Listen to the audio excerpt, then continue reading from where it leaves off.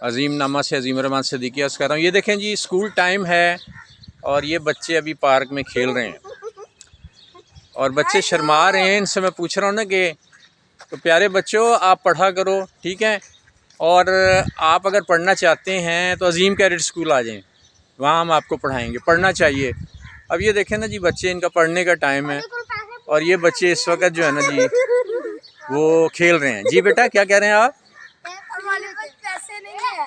हाँ, ये कह रहे हैं पैसे नहीं। अच्छा, आप आएँ, हम आपको यूनिफॉर्म भी देंगे, किताबें भी देंगे और फीस हम आपको फ्री पढ़ाएंगे, ठीक है। लेकिन आप पढ़ने के लिए आएंगे तो फिर है ना जी।